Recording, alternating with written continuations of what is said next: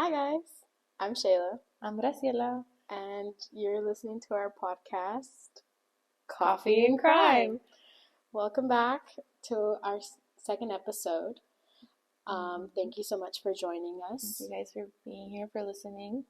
So now officially it is our very first podcast where we get to have a specific topic we talk about. Where we deep dive into something. And what is that something we're deep diving in today, Shayla? We're going to be talking about witness testimonies. And what is witness testimonies? What are they? So witness testimony is basically like when you're in a court and someone says, I saw this person do this. And it makes a case spin around. Yeah, because like it makes a break or case. Yeah, because you're basically pointing out someone. So main thing is like, do you know how often cases have witness testimonies? I feel like most of the time, no? Yeah. Typically, if prosecutors don't have a lot of evidence, physical evidence, they want to specifically look at how can I have people, like, because genuinely people can persuade jurors. Yeah. If evidence can't, because evidence can't talk to you, but if someone can talk to you, like, he killed my mom, and have that emotion, jurors are typically going to go in that person's favor. Yeah. But aren't witness testimonies a little, like, can't they be not like uncertain, but like not reliable? Yeah, so actually, I wanted to ask you, do you think witness testimonies can do more good or bad? Oh, that's tough. I feel like, I've never been involved in anything where I have to like give my eye testimony, right? Like what I saw, but I feel like if you're in a situation like that, like a high adrenaline situation, your body isn't really focusing on the details of a person. I feel like maybe you're giving obviously what you think you saw, but it can't always be accurate, can it? No, you're absolutely correct. You're absolutely correct. Honestly, I personally don't like them. Okay. I've done a lot of deep diving into many cases, and I've seen like where people have been prosecuted for a crime that they didn't commit, and it's due to someone saying, I saw him. And a cool thing that we talked about in my forensics class is that how each person sees something different, remembers something different. Yes. And what's crazy is that we did an assignment and you're a part of it. I was a part of it. And it was really interesting. Yeah. It was interesting for me to see because I was given a picture and I was given 30 seconds to look at it and I was supposed to answer questions. However, when you became a part of my assignment, you were asked to look at a picture for 30 seconds and then describe what you saw. Yes. Kind of like when a police officer is questioning a witness saying, what did you see? What was he wearing? Yeah. And I think that was so unique. So why don't you go ahead and tell me like what you felt? Like what did you think about that? Well, I knew like your assignment was for, like I knew the premise of your assignment. So in my head I was like, oh, I need to do really good, like I don't want to disappoint Shayla. So when I was looking at the picture, I was like, I need to remember every little detail that I can. So I was looking at everything. And then when the 30 seconds was up, I was like, oh my God, I don't remember anything. Like, I really don't remember much. Like, I remember an overall, but I can't tell you, like, the exact picture, the exact details of what, like, in this case, like, what the mom was wearing or how her hair looked. Right. I just remember she looked sad. Right. Like, and, like, when Roger did it, my boyfriend, he was the second subject of this little experiment. Like, he actually noticed what she was wearing. And I was like, that's so crazy how, like, obviously we both are noticing different things, And that's the case with a lot of, like, eyewitnesses. Yeah. Not everyone's going to see the same thing. Maybe a general idea, but not, like, exact details. Which is why that could be very unreliable. Yeah. In a court of law. Yeah, and we were also asked, as soon as we were done with that assignment, we were asked, us personally, do we think that they should have multiple witnesses instead of just one person, and I agree with that 100%.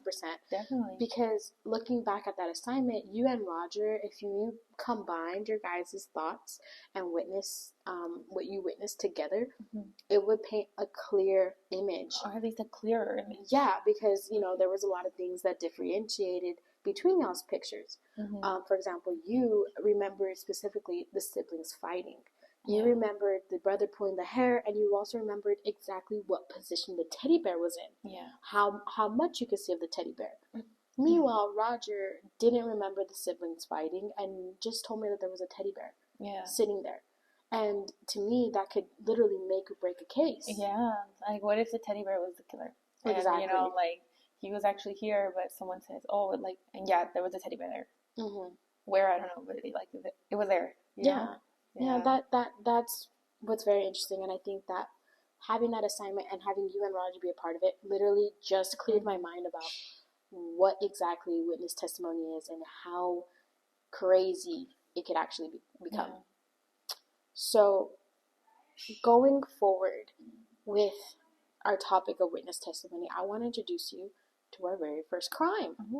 Please tell us. So, our crime, it's going to follow the case of Carlos Deluna. Okay. Do you know who Carlos Deluna is? I don't. I haven't heard that name or anything. Well, so he is was a young Latino man.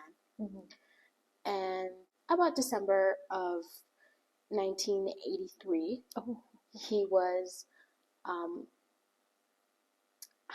he was a suspect of a murder of Miss Wanda Lopez, who was an employee at a gas station. Now, this crime took place in Corpus Christi. Oh, I was just about to ask where. Okay. Yeah, and if we know anything about Corpus Christi, it's that it's the beach, and it's far away from El Paso. That's all I know. The beach. That's it. And Selena. And Selena. I've never heard of this case before, and it apparently there's a movie. What? And there's a book. Wait, what is it called? It's called The Phantom. Oh. Okay, well, we're gonna have to look into that. We should watch it after. I never heard of this. So going forward, a little more detail. Miss Lopez was a 24-year-old who worked at a Shamrock gas station, and she called to place a report on someone with a knife. Very suspicious. She was like, I just want to be safe, right? Then, however, while she was still on the call with 911, she let out a scream. And then when law enforcement arrived, they found her stabbed twice. Oh my God. And a witness who was there with Miss Lopez and was taking care of her, and, sadly she did pass, they described to the police officer a mustached Hispanic man in a flannel jacket and gray sweatshirt. So that's basic. That is very broad. That's very broad. I know a lot of Hispanic mustached men who wear flannels. and so police now just started going on a manhunt because obviously they have a woman who was just stabbed, and they want to find someone. Yeah. So then as the police are going on the manhunt, a couple said that they saw the same man in a different outfit running about 2 blocks away from the gas station. Okay. So they were like, oh my God, now we might have 2 people. So now they have these 2 people, and they're like, oh, okay, who could it be? So now they see that they said that there's a man underneath the pickup truck, right? Okay. He was hiding. Oh, okay. And they were like, oh yeah, that's him. That's our guy. That's who it is, because obviously why is he hiding under a truck? Yeah. And sadly that was Mr. Deluna. Okay. And so then when the cops brought him out and they're like, is this the guy? The witness was like, yeah, that's him. Confirming, saying that's him, that's who killed her. And, so now as the months went on, in July of 1983, he had been saying, Mr. Deluna had been saying, it's not me. It's not me. Like, I literally had nothing to do with this. Just maintaining his innocence. Yeah. He kept saying, like, this other guy. He even had a name for the other guy. He was like, it's my acquaintance, Carlos Hernandez. Mm-hmm. He was like, I know he was the guy. He was the guy. But sadly, in 1989, he was convicted, despite proving his innocence, maintaining his innocence, maintaining his innocence, and just always saying it wasn't him. And they never had physical evidence to prove it was him. They just had a witness testimony. They sentenced him to death by legal injection.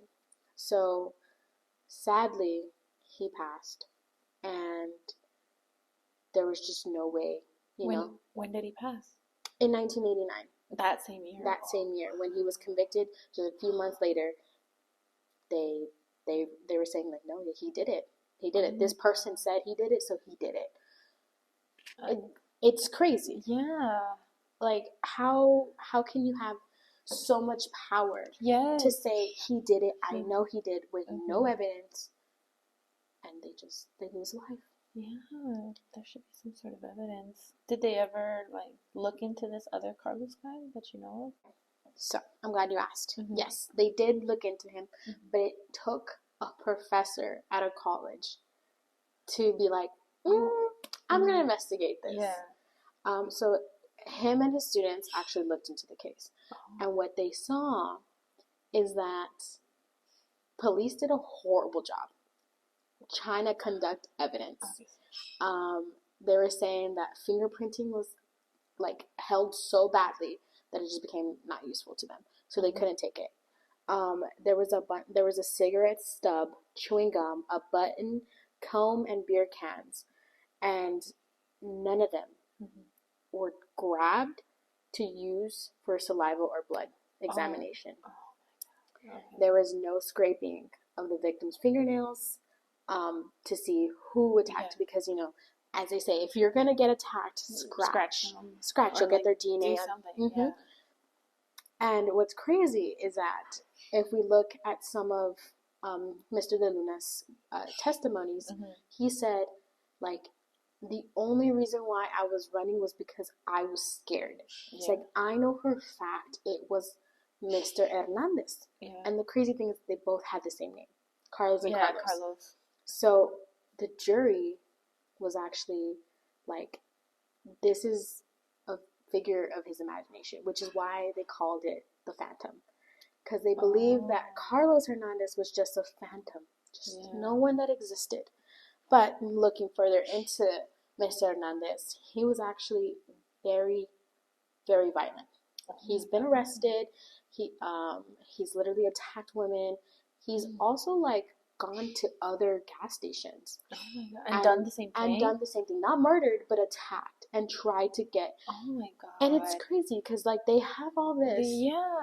But nothing was done. Nothing was done. So it was crazy, but luckily enough, the professor, he was so lucky. Him and his students were so lucky to, like, grab evidence that could have been saved, and look at it. And they're like, oh, well, let's look at it. And they're like, you know what? It couldn't have been used in the case for sure. Like, it's 100% couldn't be used. But if they had handled it properly, they would have gotten the right guy. Yeah. So now, sadly, Carlos Deluna was only 20 years old when he passed. Oh my god. When he was executed, he was only 20 years old, and this could have been prevented. It happened in 83, you said, right? And he was convicted in 89? So he wasn't even 20 when it happened. No. He was what? How many years is that? 4 years. 83 to 89?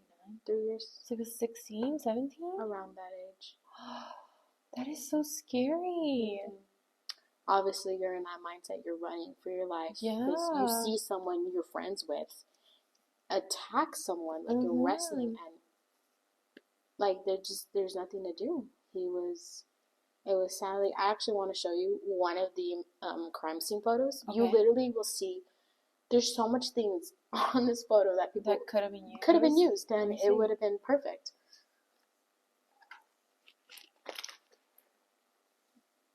Oh my god!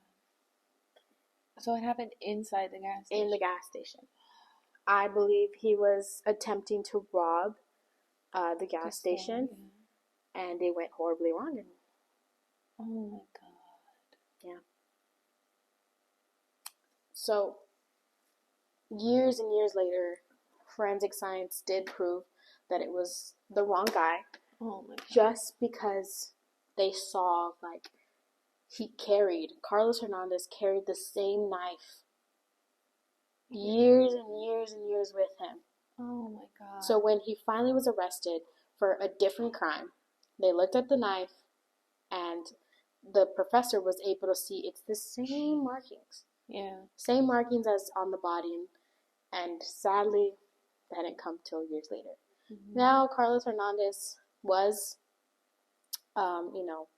gone. He's locked in like okay. He's gone. In prison. He's in prison. I have no updates on whether he's still alive in this day and age now, but it is so sad. Yeah, that's so unfair. Yeah, I looked into this and I was so sad for him. Yeah, like imagine it's just imagine like feeling like there's no one there for you, and like they will not take your word for it, like the actual person, but you'll take the word of someone who saw supposedly, which I do understand, like not taking his word for it, because like a lot of actual criminals will say, "Oh, well, it wasn't me," Yeah. The first thing you're gonna say, it wasn't me. But like knowing that you mean it and no one is believing you, and then they come up with the topic that you're crazy. Yeah. This other person you're trying to blame it on. It's fake. Like there's no other Carlos. Like you're like there's millions of Carlos in this world. Literally. Hispanic, Latino with a mustache. It's a bunch of them. Literally no one. Like this could have happened to anyone. I truly believe wrong place, wrong time. Because he was supposed to be somewhere else with Carlos, but Carlos was like, or he was supposed to be with Hernandez at a different place, but he was like, hey, I want to go to the gas station real quick. So he goes, and sadly, Deluna walked and saw him wrestling with her, with the gas station attendant, and so he ran. I would have ran too. I would have ran too. So I'm gonna talk about like current events right now, because this did happen, back in the olden days. In the 80s. Yes, back in the olden days. There's been a lot of cases since then. And forensic science has really evolved. Yeah, and you know what? Police officers do a better job at handling investigation evidence. So a current event that, I like to talk about. Again, we're going to continue with, the witness testimonies, because it is an interesting topic to me. Yes. It happened in 2022. Okay. But it's still going on as of right now. It's not closed? The case is still not closed. Okay. But it's the Idaho 4. Oh, okay. I've heard of that. It's very popular. But I really want to look at how witness testimony allowed for this court to progress. Yeah.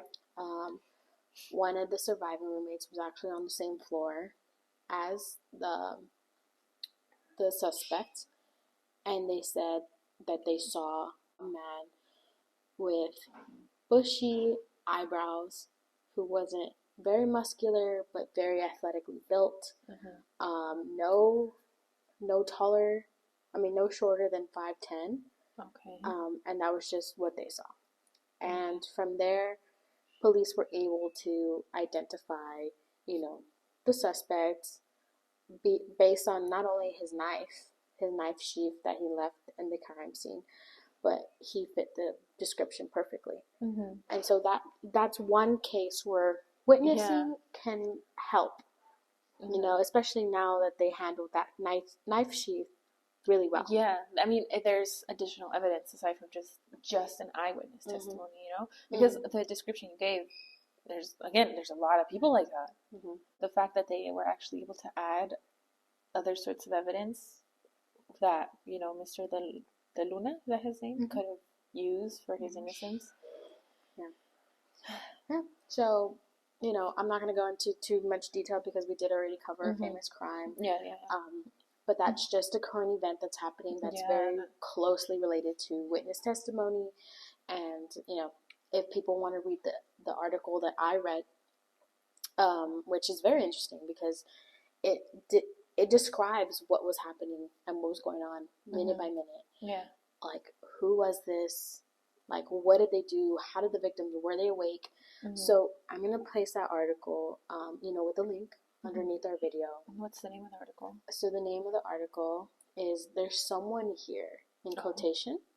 Surviving roommate heard Idaho murder victim and saw masked man in home. Police affidavit says. So it was published last year, in January, on January 5th. But, you know, if they want to read it, it's very interesting to read, if you're really into that. We'll leave the link. Yeah, we'll leave the link. But we're getting very close to the end of our episode, and we're just going to have a little, you know, shout out of the coffee shop for the day. Oh, yes. What will be our coffee shop for the day? Glad you asked. Our coffee shop for today is Viable Coffee. Yes. What do you get there? I get an iced caramel latte with oat milk. Nice. It's very delicious. What do you get, Jill? I get a honey and vanilla iced latte. Oh. I wasn't the biggest fan of it at first, but it grows on you? It grows on you. Yeah. It grows, and the honey is very prominent. I really love that coffee shop. It's a great place to go do homework. Yeah, especially UTEP students go there all the time. It's very close to the school. Yes. It can get full, but it can. If you know when to go, it can be empty. Yeah. But we love that coffee shop. Totally recommend it. And yeah. Well, this has been so fun, Shayla. Thank you so much for having me today and for teaching me about eyewitness testimonies and how harmful they can be and how good they can be as well. Well, thank you for joining me, and thank you guys for joining us. We greatly appreciate it, and we hope you guys can join us for our next episode. Bye. Bye, guys.